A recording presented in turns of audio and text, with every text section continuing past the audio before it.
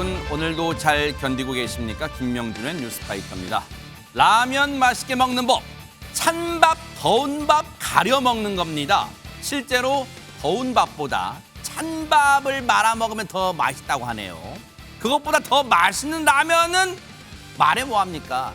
남의 거 한 입 뺏어 먹는 라면이죠. 그렇다면 가장 감동적인 라면은 어떤 라면일까요? 돈이 없어서 배 고를 때 낯선이가 말없이 끓여주는 라면인데요. 네? 요즘 세상에 그런 일이 어딨냐고요? 1월의 마지막 날 김명준의 뉴스파이터에서 잠시 후에 이 사연 전해드리도록 하겠습니다.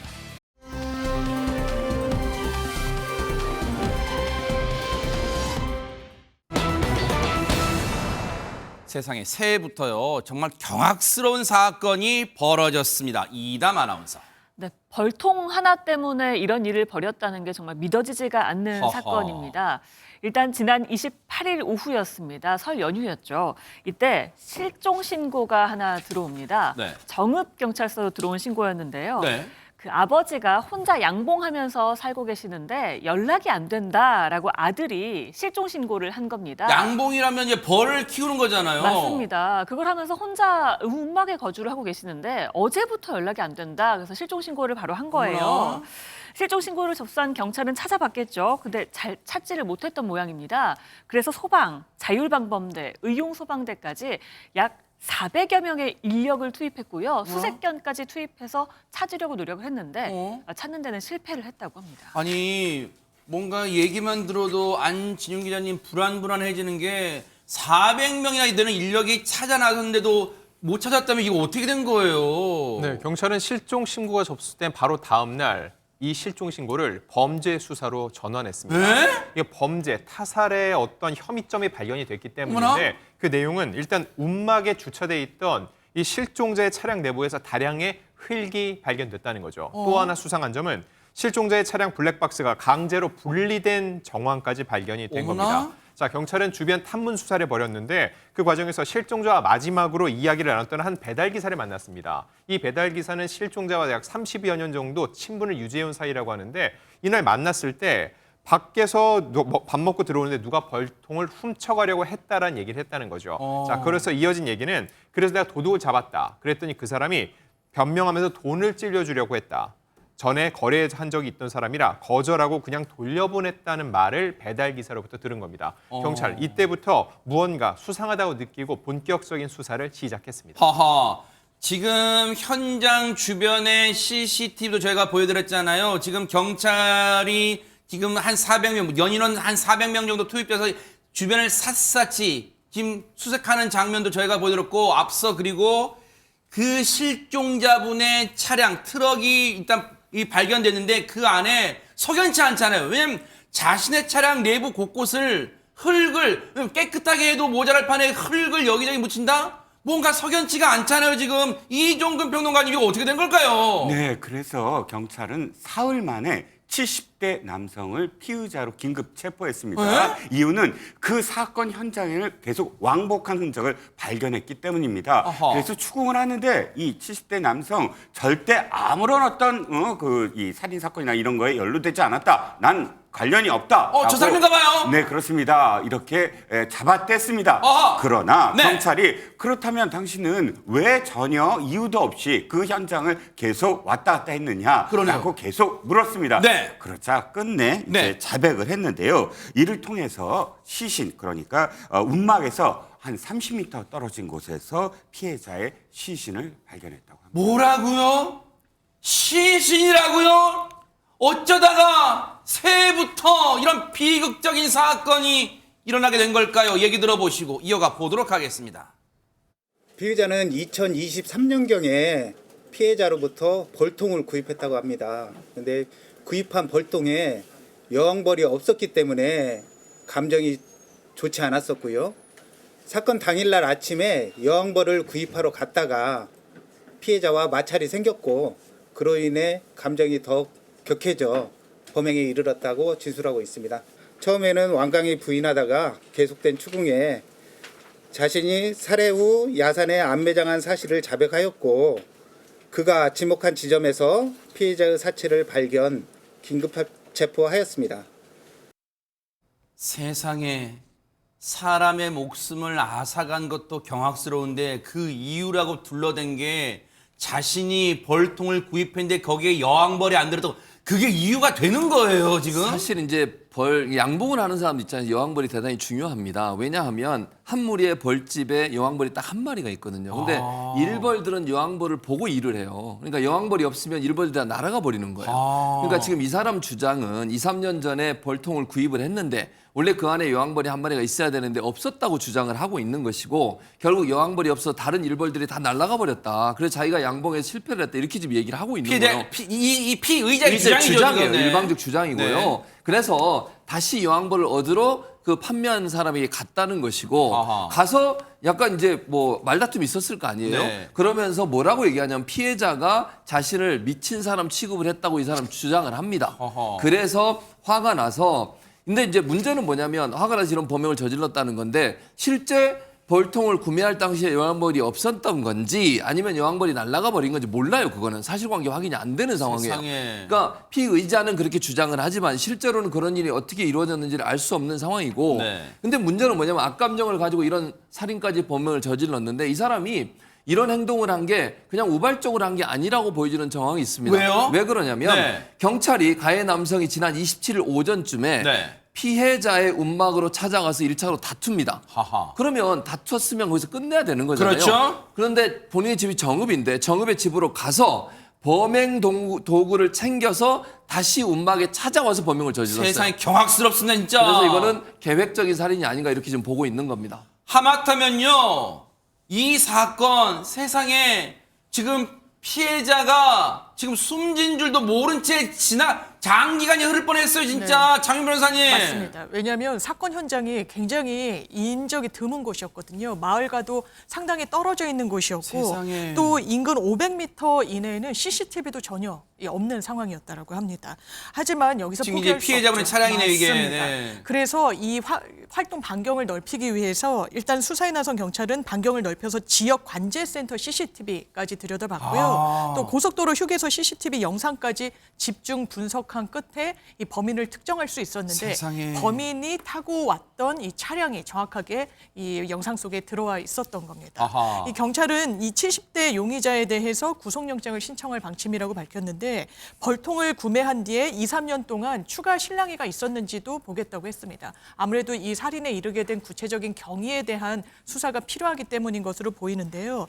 또 이 남성 진술을 받아봤더니 피해자를 본인은 맨손과 둔기로 폭행해 사망에 이르게 했다라고 진술을 했는데 사실 시신의 상태나 CCTV에 잡힌 영상들을 보면 다른 도구까지 사용했던 흔적이 있다고 합니다. 이 부분까지 확인을 하기 위해서 추가 범행 도구가 있었는지 확보할 예정이라고 경찰은 밝혔습니다. 세상에 보세요. 이 몹쓸 남성이 한 짓이 하마터면 영영 묻힐 뻔했어요. 그리고 이 사건이 정말로 이 원한 관계, 뭔가 이 다툼으로 인해서 지금 사람의 목숨을 앗아갔어요. 정말로 일벌백계를 해야 되고 반드시 법의 무거운 처벌 받기를 눈 부릅뜨고 지켜보도록 하겠습니다.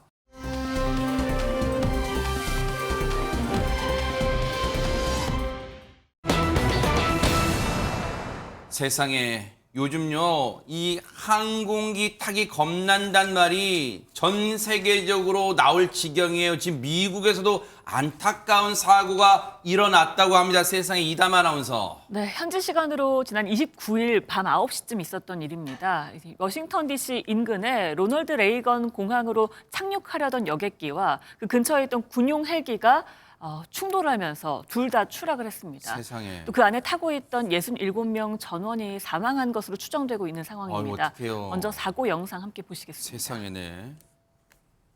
공항 착륙을 위해서 하강 중인 여객기와 훈련 중인 군용 헬기가 충돌합니다. 거대한 섬광이 번쩍입니다. 오, 세상에. 그리고는 순식간에 어둠 속으로 사라집니다. 여기 승객 60명과 승무원 4명이 탄 여객기와 3명의 군인이 탄 헬기가 인근 포토맥 강으로 추락하는 장면입니다. 세상에 지금 보고도 믿기지가 않아요. 어떻게 저런 사고가 일어났을 수 있어요? 당시에 저 사고 현장을 목격한 사람들의 얘기 좀 들어보시고 이어가 보도록 하겠습니다.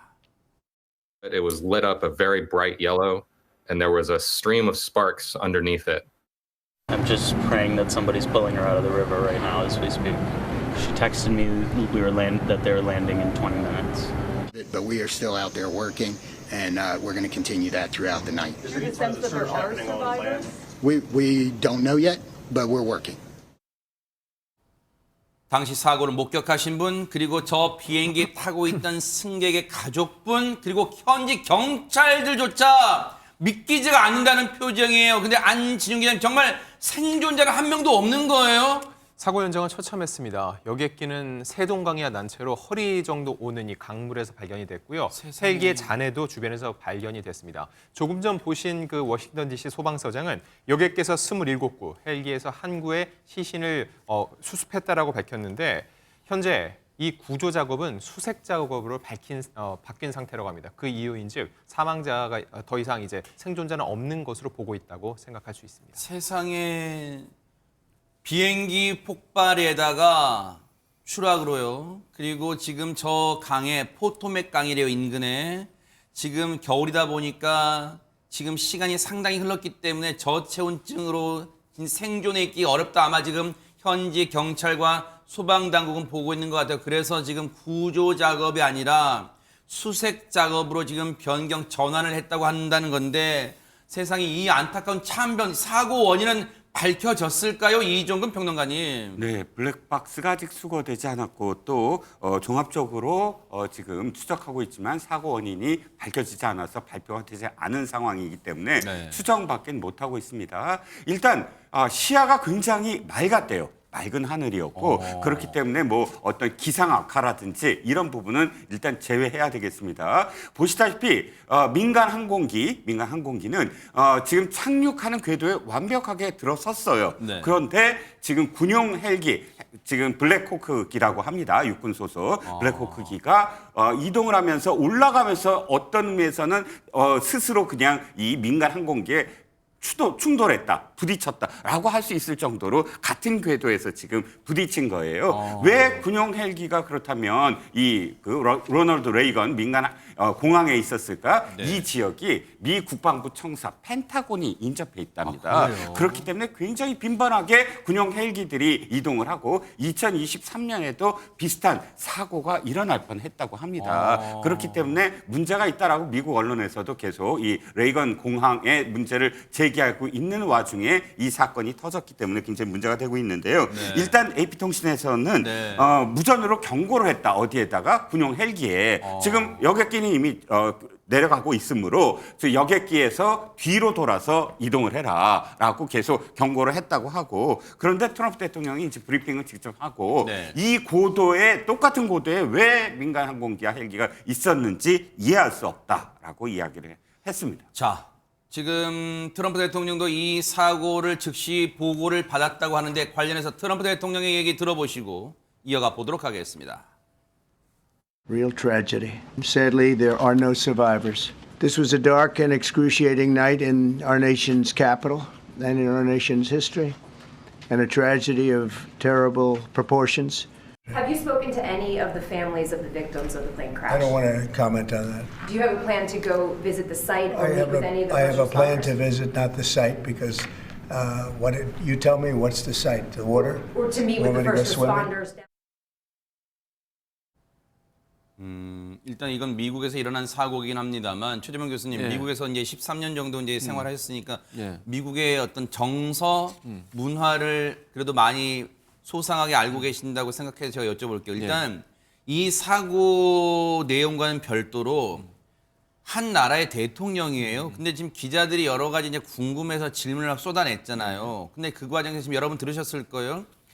대통령이 현장에 사고 현장에 방문할 계획이 있느냐? 그리고 일단 사고 승객 가족들 즉 뭐 일부 유가족도 있고 아직은 이제 신라 같은 희망을 가지고 있을 수도 있겠습니다만 승객 가족을 만날 계획이 있느냐? 만나지 않겠다. 현장 방문 계획도 있냐? 가지 않겠다. 그러면서 뒤에 하는 말이 듣기에 따라서는 글쎄요, 이거 한국 정서인지 모르겠지만 듣기에 따라서는 대통령이 기자의 질문에 비아냥대는 듯해요. 내가 수용하기를 원하느냐? 이게 무슨 말이에요? 어떻게 해석해야 됩니까? 저거는 미국의 정서가 아니고 트럼프 정서예요. 아. 트럼프가 저래요. 그러니까 일반적으로 미국 대통령들은 저런 반응을 보이지 않습니다. 예를 들면 이게 거리가 멀지도 않아요, 지금. 그러니까 백악관하고 이 사고가 난 장소하고 이렇게 뭐 멀리 떨어지는 것도 아니잖아요. 네. 그럼 충분히 저는 갈 수 있다고 생각해요. 특히 60명 아직은 뭐 확인되지 않았지만 수색으로 전환을 했다는 것은 네. 생존자가 없을 가능성이 높다는 거잖아요. 그럼 60여 명이 타고 있었어요. 그 많은 사람들이 만약에 생명을 잃고 지금 어려운 상황에 빠졌다면 유가족들을 위로하기 위해서 직접 방문하는 게 맞다고 저는 봅니다. 그런데 내가 수용해서 가기를 원하는 이런 말을 한다는 것은 대통령으로서 자격이 없다고 저는 생각해요.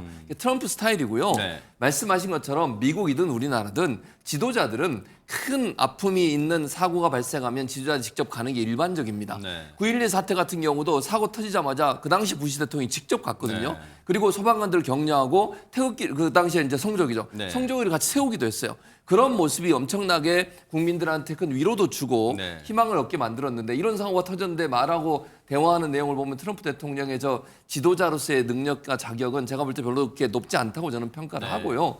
게다가 트럼프가 그 말만 한 게 아니에요. 네. 지금 그것도 문제지만 이게 탑승자 수색과 사고 조사를 이어가는 가운데 뭐라고 또 얘기를 했냐면 네. 사고 책임을 전임 바이든 행정부에 돌리는 듯한 그런 발언을 하면서 이걸 정치 쟁점하고 있다는 게 문제가 되고 언뜻 있습니다. 이해가 안 되는 게 이 예. 사고와 전 정부와의 어떤 관계, 인과관계가 상관관계가 뭐가 있는 거예요? 없는데 네. 저는 그렇게 주장을 한다고 생각을 합니다. 트럼프가 뭐라고 주장을 하고 있냐면 네. 전임 오바마 바이든 행정부에서 항공 안전을 담당하는 사람들을 채용할 때 능력보다 인종과 성별, 계층 등의 다양성을 중시한 탓에 이번 사고가 발생했다고 얘기하면서 근거는 제시하지 못했어요.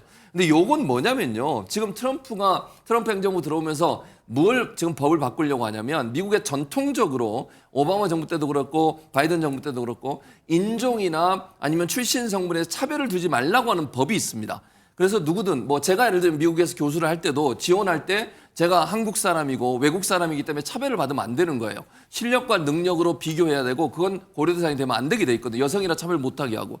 그 법을 지금 얘기하고 있는 건데 그거는요. 지금 여기서 얘기하는 것처럼 인종을 다양하게 만들어야 된다는 전제 조건을 얘기하는 게 아니고 네. 능력이 같으면 색깔, 그러니까 인종이나 아니면 출신 성분에서 차별하지 말라는 규정인 것이지 그런 사람을 음적으로 뽑으라는 규정은 아니에요. 네. 그럼에도 불구하고 이런 얘기를 한다는 것은 트럼프가 이걸 정치 쟁점화해서 본인에게 유리한 쪽으로 환경을 이끌어가려는 즉 지금의 이 사고도 본인이 책임이 아니라고 하는 것을 강조하려는 시도라고 보여집니다. 글쎄요, 이게 적절한 말일지는 모르겠어요. 트럼프 대통령의 말이. 생각해보세요, 여러분. 사고가 났어요. 비행기와 헬기예요. 그리고 군용 헬기예요. 그럼 둘 다 레이더가 있을 거 아니에요. 근데 레이더가 어떻게 작동하지 않았나 그 사고 원인을 규명하는 데 초점 맞추겠다 하는 게 정상적인 말 아닐까요? 올바른 말 아닐까요? 여기에 이런 말을 하고 있는 트럼프 대통령 우리가 어떻게 봐야 돼요? 그런데 당시 사고 비행기 승객 중에 지금 이제 또 이 한국에 계신 분들은 혹시 이제 재미교포 분들이나 한국인 분들 타고 계시지 않았을까 걱정도 하잖아요. 맞습니다. 사고 여객기엔 한국계 10대 피겨 스케이팅 선수 2명이 탑승했던 것으로 확인이 됐습니다. 한 명은 10대 여자 피겨 스케이팅 선수인 진아한이고요. 13살로 알려져 있는데 미국 국적으로 확인이 됩니다. 또 다른 선수는 10대 남자 피겨 선수인 스펜서 레인인데 아이고. 한국에서 미국으로 입양이 됐던 것으로 확인이 됐고요. 16살 고등학생으로 알려지고 있습니다. 미국 CBS 뉴스는 보스턴 스케이팅 클럽의 소속 선수인 진아한 그리고 스펜서 레인 이 두 선수가 어머니들과 함께 사고 여객기에 타고 있었다라고 전했는데요. 이들은 캔사스주에서 열렸던 전국 유망주 대상 훈련 캠프 참가를 마치고 집으로 돌아가던 중이었다고 합니다. 사고 여객기에는 한 20명 정도의 피겨 스케이팅 선수와 코치진이 탑승해 있었는데 이 숫자는 전체 탑승객인 64명의 3분의 1 정도에 해당하는 규모입니다. 들으신 것처럼 저렇게 사고기의 승객의 가족들은 애가 타는데 가슴이 찢어지는데 거기다 대고 트럼프 대통령 한단 말이 내가 수영하기를 가기를 원하나? 이게 질문일까요? 흔히 그런 말이 있습니다. 비행기는 가장 안전한 운송수단이다. 그런데 사고가 나면 지금 보신 것처럼 대형 참사를 피하기가 어려워요. 제발 2025년에는 이런 안타까운 사고, 비극적인 사고 전해드린 일이 없기를 정말 희망해 봅니다. 너무너무 안타깝습니다.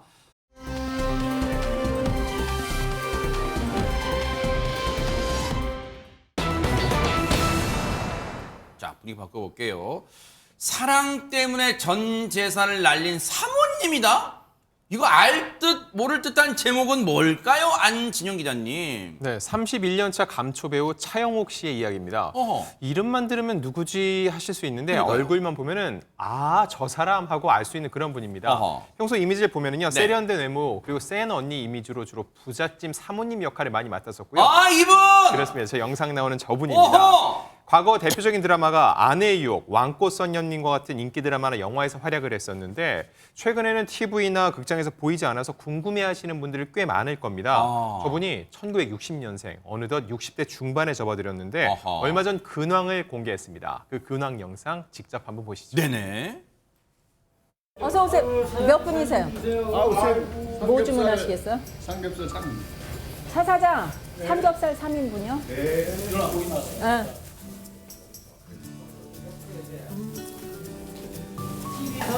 부잣집 며느리만 나오시던데 어떻게 여기서 일하시는 거야? 먹고 사는 게 참 힘듭니다.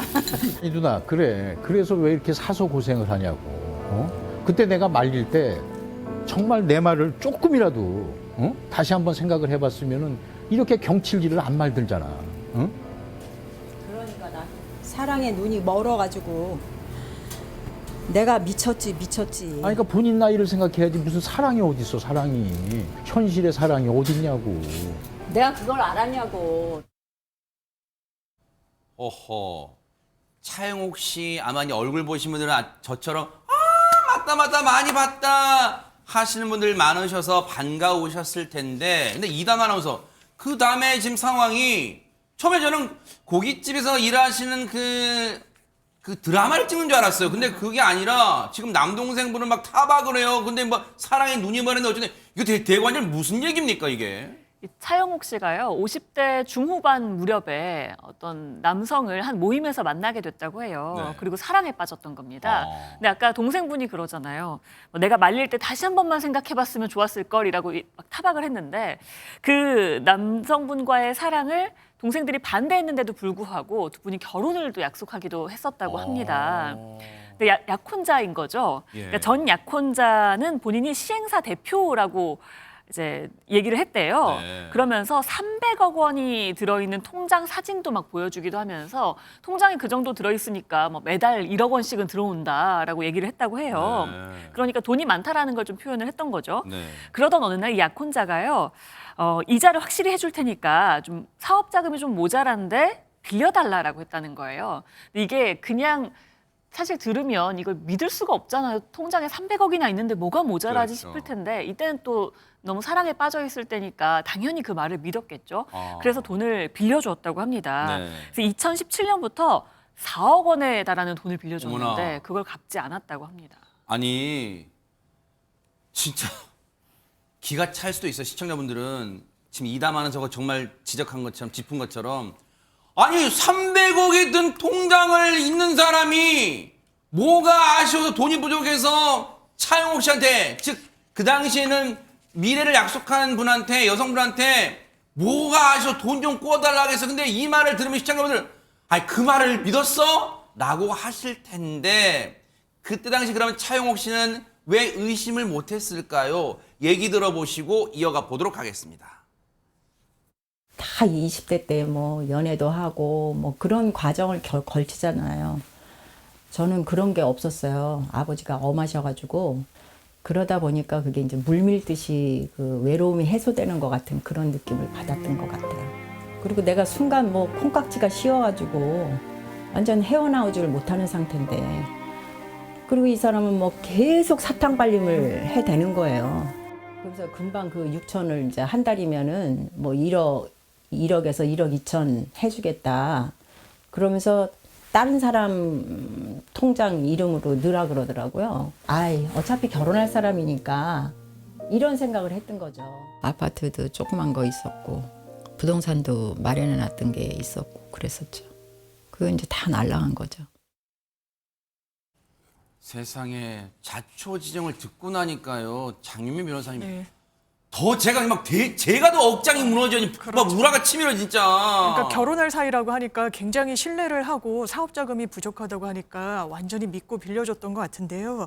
이렇게 빌려줬던 돈이 무려 4억 원에 달합니다. 그런데 이 4억 원 어떻게 보면 당연하지만 받지 못했고요. 오히려 이 4억 원에 딸린 이자까지도 계속 대신 갚아줬다는 겁니다. 어떡해요. 그래서 총 피해 금액을 합쳐보면 한 6억 원 정도가 된다라고 하는데요. 어떡해요. 당연히 가만히 있을 수가 없었겠죠. 2019년도에는 이 부분과 관련해서 형사 고소를 진행했다라고 합니다. 그런데 약혼자가 다시 한번 나를 믿어달라. 내가 빌린 돈은 반드시 갚겠다고 설득을 거듭해서 결국엔 고소 취하를 했는데 그 뒤로도 돈은 전혀 변제하지 않았다는 겁니다. 결국에 2021년도에 다시 재고소에 이르게 됐는데요. 네. 관련 사건은 지금도 계속 중이라고 하고요. 이렇게 5년 넘게 소송을 진행하면서 돈도 사랑도 사실상 차영옥 씨가 모두 잃게 된 셈인데 이 5년 동안 사실상의 은둔 생활을 하면서 생계를 위해 남동생이 운영하는 고깃집에서 아르바이트 형식으로 근무를 하게 됐다라고 하고요. 너무 소가리가 컸던지 건강도 많이 상했다고 세상에. 합니다. 충격으로 그 당시엔 먹지도 못하고 막 울기만 하면서 지냈다고 하는데 이렇게 스트레스가 가중되다 보니까 망막출혈로 병원 계속 다니게 됐다고 하고요. 뭐 우울증 약뿐만 아니라 신경, 혈압, 신장, 혈당약 등 지금도 약을 달고 사는 상황이라고 합니다. 아이고 세상에 어떡합니까 진짜. 근데 돈도 물론 진짜 돈이 어마어마한 거죠. 4억에다가 이자까지 합치니까 6억 정도 피해를 본 건데 돈도 돈이지만 지금 배신감, 정신적 충격이 어마어마할 것 같아요. 관련 얘기 들어보시고 이어가 보도록 하겠습니다. 그 배신감, 나는 이렇게 사람한테 배신감이라고 느낀 거는 진짜 일생일대 처음이었던 것 같아요. 이거는 속인 정도가 아니잖아요. 속인 정도가 아니고 내 몸과 마음을 다 피폐하게 만들어 놓고 재산까지 다 그냥 뭐 진짜 뭐 흔히들 얘기하는데 뭐 빨대 꽂아서 뭐 쪽쪽 빨아먹었다. 그걸 다 한 거예요, 제가.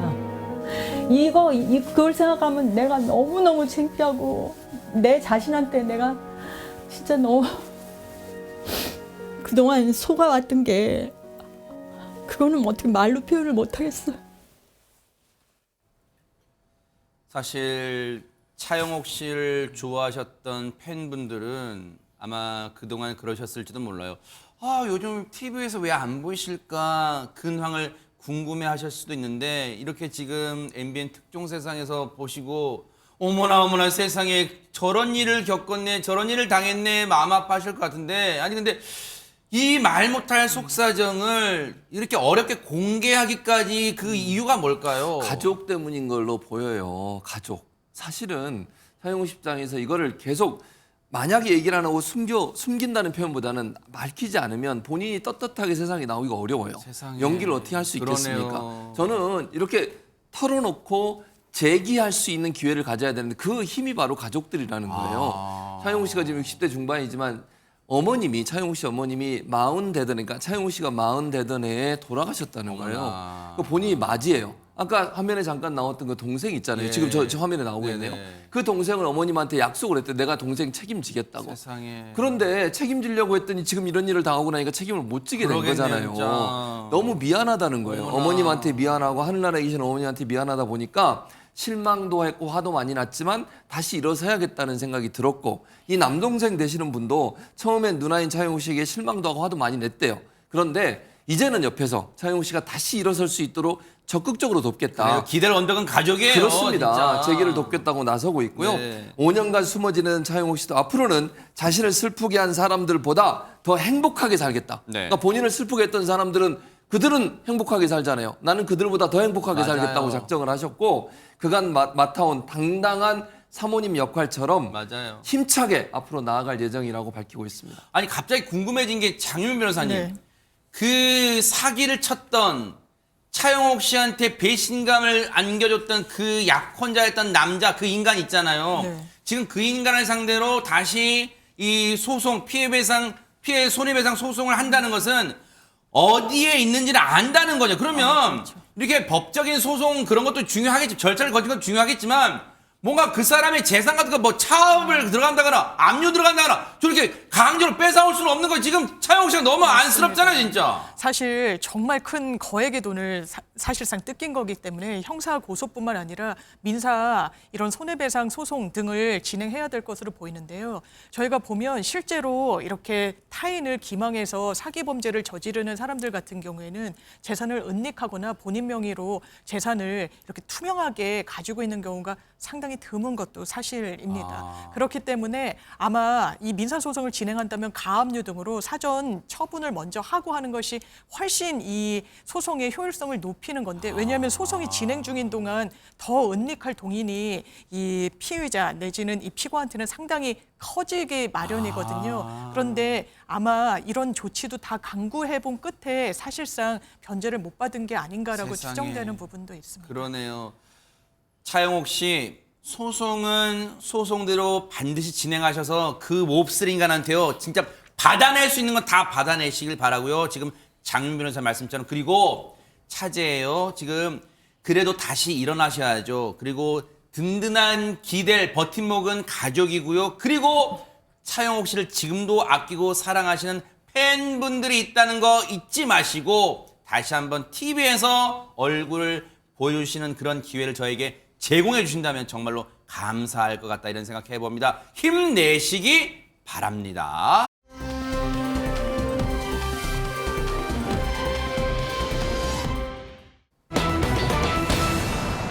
어머나, 너 돈 없지? 소리에 라면 끓인 사장님. 아니, 안지훈 교수님, 사장님이 돈 많으실 텐데 너 돈 없지라는 말을 사장님한테 했어요, 누가? 어떻게 된 겁니까, 이 사연은? 네, 그런 사연은 아니고요. 네. 이 경기도에서 한 분식집을 운영하는 사장님의 사연입니다. 네, 어느 날 학생 3명이 함께 이 분식집을 찾아왔다는 거죠. 네. 그중에 2명은 키오스크에서 김치볶음밥을 주문을 했는데 나머지 1명은 달랐습니다. 이 계산대로 직접 오더니 1,000원을 건네면서 공깃밥 하나를 달라고 했던 거죠. 내심 사장님이 생각할 때는 아이들이니까 밥을 추가해서 셋이 같이 나눠 먹으려나 보다 정도 생각을 한 거죠. 근데 막상 메뉴가 나와보니 상황은 그렇지 않았습니다. 김치볶음밥을 시킨 2 아이는 본인 메뉴만 먹고 있고, 그리고 또 이 공깃밥을 시킨 아이는 이런 분식집에 가면은요, 우동 국물을 무료로 제공을 그렇죠, 하거든요. 그렇죠. 네네. 그 국물을 받아다가 이 맨밥에다가 먹고 있었던 겁니다. 이담 아나운서, 저 공깃밥만 시킨 아이는 그거잖아, 이른바 맵찔이. 매운 거 못 먹어, 나 공깃밥만 먹어. 그래서 공깃밥 시킨 거 아니에요? 물론 그 아이의 사정을 뭐 100% 알 수가 없죠. 사장님도 그 아이의 사정은 잘 모르겠지만 네. 일단 혼자만 맨밥을 먹고 있으니까 일단 신경이 쓰이잖아요. 그래서 그쪽 테이블에 계속 신경을 쓰고 계셨던 모양이에요. 네. 그러다가 이 아이들의 대화를 엿듣게 됩니다. 네. 이 친구 2명이요. 그 공깃밥 시킨 아이에게 너는 돈이 없으니까 그거밖에 못 먹지? 김치볶음밥 한 입도 안 줄 거야 라고 하더라는 겁니다. 잠깐만, 지금 우리가 뭘 들은 거예요? 그러니까 이게 친구들이라고 볼 수 있는지 모르겠어요. 허허? 너는 돈 없으니까 그것밖에 못 먹지? 라고 이야기를 한다는 게 믿어지지가 않는데 네. 그래서 가게 업주도 이 얘기를 듣고 많이 놀랐겠죠. 네. 그래서 급하게 라면을 끓여서 이 학생들에게 무료로 제공을 했다고 합니다. 네. 아이들 테이블로 가져다 주면서 이거 그냥 같이 먹어요 라고 했다는 거죠.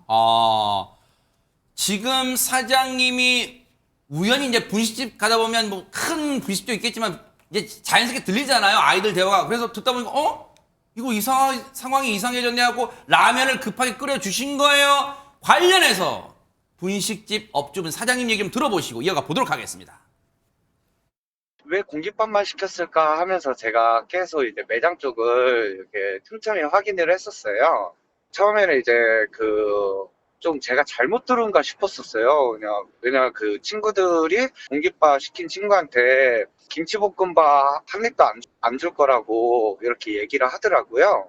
너 이제 돈 없으니까 이것도 못 시켜 먹는다 뭐 이런 식으로 얘기를 하길래 제가 그거를 들으니까 순간 좀 많이 속상했어요. 처음에는 똑같이 그냥 김치볶음밥을 줘야겠다라고 생각을 했었는데 김치볶음밥 시킨 그 친구들은 돈 주고 시켜 먹었는데 같은 음식을 공짜로 주면은 뭔가 예의가 아닐 것 같아서 좀 적당한 게 없을까 해서 급하게 생각한 게 라면이었어가지고. 세상에. 일단 이 사연을 듣고 사장님의 행동 너무 감사하다 그 말을 하기 전에 야 어떻게 친구들 아이들끼리 너 돈 없어서 이거 너 김치볶음밥 못 먹지? 이거 어떻게 이런 말을 할 수 있을까 그런 생각도 들어요. 친구인가라는 생각이 들어요. 저런 친구하고 같이 안 다녔으면 좋겠다는 개인적인 생각인데 아니 친구면 예전에는 그랬잖아요. 김명준 앵커도 예전에 학교 다닐 때 뭐 도시락 같이 나눠 먹기도 하고 반찬도 나눠 먹기도 하고 안 싸우면 좀 나눠주기도 하고 이랬지 않습니까?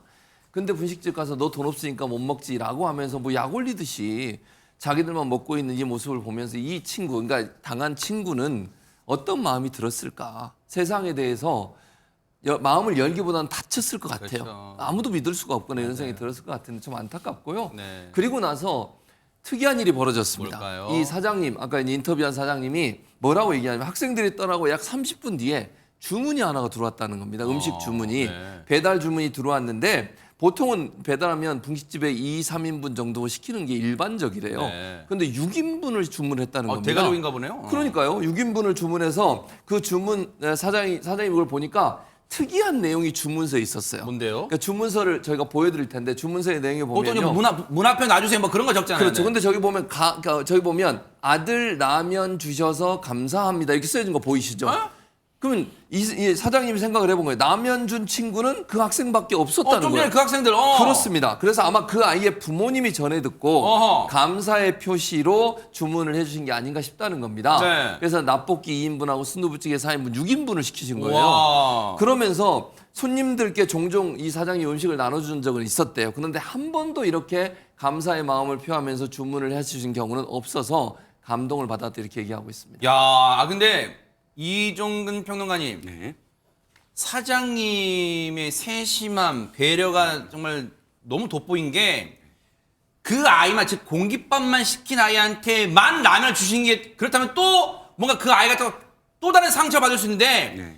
그렇지 않고 모두가 먹게 라면을 좀 푸짐하게 주신다면 아 이거 진짜 대박인데요 이 작전은. 그러게요. 그러니까 특별히 그 아이가 받았을 어떤 뭐랄까 그런 허기? 뭐 사실 육체적 허기보다 더 심각한 건 정신적 허기예요. 그러네요. 그것을 달래줄 수 있는 방법을 그 짧은 시간 안에 배려에 배려를 더해서 이렇게 그 대응을 해주신 것. 이 사장님의 어떤 마음이 굉장히 돋보이고요. 네. 또 그 아이가 얼마나 감동을 했으면 가자마자 부모님한테 얘기를 했겠습니까? 그 얘기를 했다는 건 진짜 고마움의 어떤 표시고 이 배려에 대한 어떤 받아들임에 있어서의 어떤 마음씀이고 또 그 부모도 바로 그렇게 대응해서 주문을 해서 고맙다는 말을 그냥 전화로 고맙습니다 할 수도 있지만 그러나 그것도 또 사실 예의가 아닌 것 같으니까 주문을 하면서 한 줄 딱 이렇게 쓴 것 이런 것들이 그저 우리 새 초에 굉장히 따뜻한 이야기가 있구나라고 느껴지고 누리꾼들도 네. 역시 마찬가지입니다. 돌줄 내러 가자. 그러니까요. 이렇게 주문 막 폭주하러 가자. 네. 따뜻한 사장님이다. 그리고 또 아쉬워하는 목소리. 우리 때는 라면 한 줄도 나눠 먹었다 하고 이제 씁쓸해하는 그런 글도 있었습니다. 네, 우리 김기현 사장님, 나비랑 되게 잘 어울려요. 멋지십니다. 네, 그런 또 마음도 멋지신 분. 이 외모도 잘생기셨지만 마음까지 멋지신 우리 김기현 사장님 같은 분이 업주분들이 계시기에 자영업자분들이 계시기에 아직은 대한민국 2025년에도 대한민국은 살만한 세상 아닌가 그런 생각해 봅니다. 저도 기회 되면 돈줄을 한번 들러보겠습니다. 감사의 박수 보내드리겠습니다.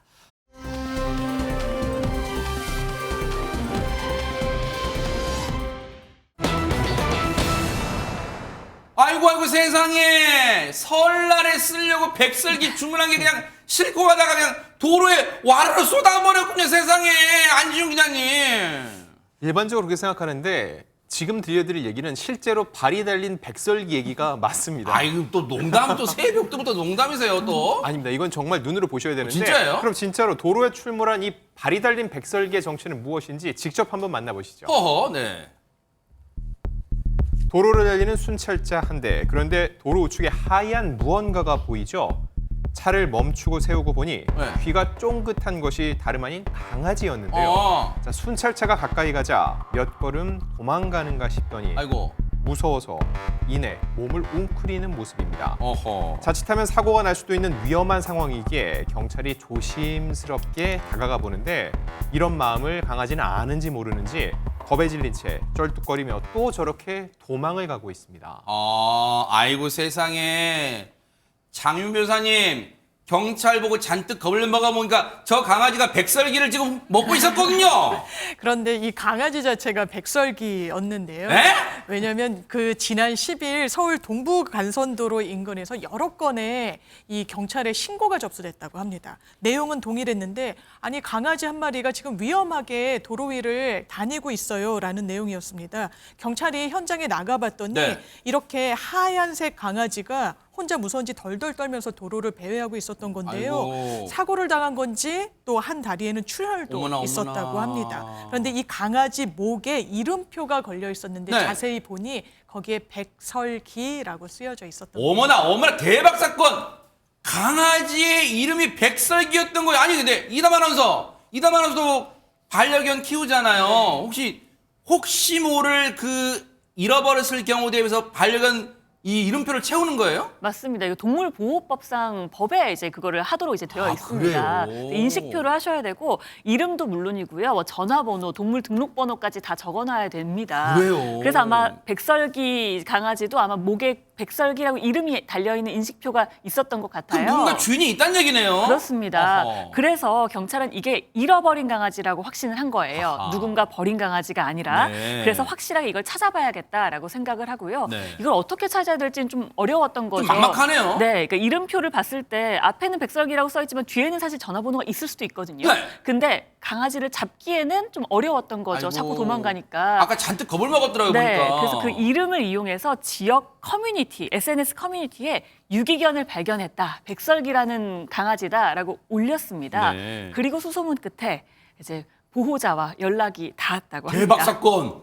이게 무슨 동화 같은 얘기예요? 이게 진짜 SNS의 순기능인가요? 관련 얘기 들어보시고 이어가 보도록 하겠습니다. 인지표도 있고 키우던 강아지인 것 같아서 뭐 시민이 산책을 하다가 뭐 잃어버렸을 거라고 생각을 해서 SNS 이제 지역 커뮤니티로 통해 가지고 이제 수소문을 했거든요. 보호자한테 연락이 돼서 이제 인계하게 됐습니다. 강아지가 이사 온 지가 얼마 안 돼 가지고 집의 환경을 잘 적응을 못 해 가지고 잠깐 뛰쳐나온 상황인 것 같았어요. 보호자한테 한번 연락을 한번 취해 보니까 건강하게 치료 잘 받고 있다고 하더라고요. 어머나 세상에 가족의 품으로 이 주인의 품으로 무사히 돌아갔던 게 천만다행인데 최진봉 교수님 예.